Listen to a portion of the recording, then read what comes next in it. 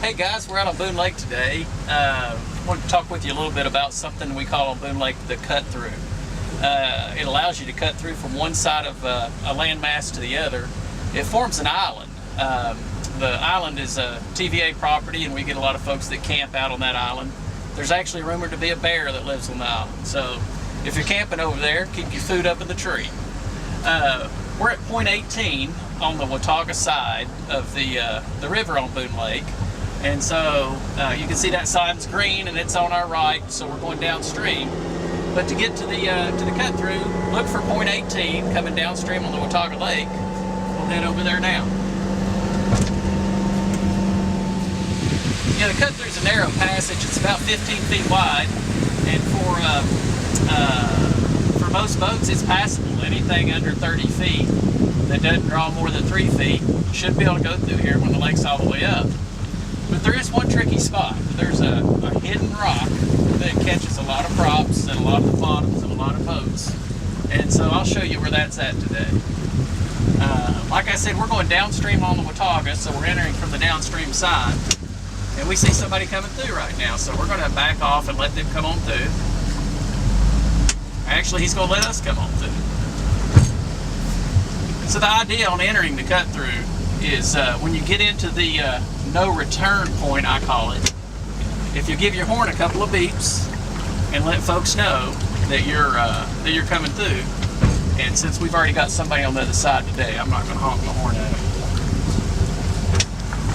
But as you come through, on a bow rider like we have today, we're drawing about 4 feet of water.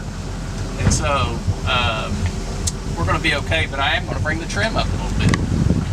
So I don't know if you can see my trim gauge or not, but I'm going to bring it up to about 1/4 on this boat. Another boat, it might be a little bit more. Depth gauge right now is showing about 8.5 feet. Then as we go through, you see this rock over here on our right. The rock you want to miss is right down below here. And so if you were able to look over the edge, you'd see the dirt off the top of that rock. And now we're at about 3.7 feet was the narrowest, was the shallowest point. And now we'll come on through. But you can see that was narrow enough that even these two young ladies could not get through. Okay, now we're approaching the cut through from the upstream. We're going upstream on the Watauga River. And we've slid into it from the other side. When you're going through this way, you just have to know that rock's over on the other side of the boat. And so I try to stay about 2 foot off of that rock, and it leaves you plenty of room on the other side. If you're in a pontoon boat, it's really a no-brainer. You can leave the motor trimmed all the way down as you come through. We've got one guy over at our dock at Rockingham Marina, and he swears he's water skied through this slot back in the old days. So I would not recommend that. Pretty dangerous little feat. But as we go through here, that rock that we want to miss is right over there on the left. And so this is the narrow, shallow spot. Bring my trim up to 1/4 again before my outdrive goes over. Then we're down to 4 feet, 3.9 feet, back to 4, back to 4.1. So plenty deep enough for us today.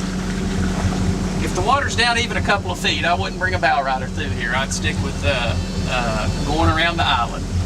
The cut through's so popular because it does exactly that. It cuts about 2 miles off your trip downstream of the Watauga or upstream of the Watauga. So it also allows you to miss Rockingham Marina, which has the best cheeseburgers on the lake. So that's another good reason to skip the cut through and go by Rockingham Marina and get you a cheeseburger and some ice cream.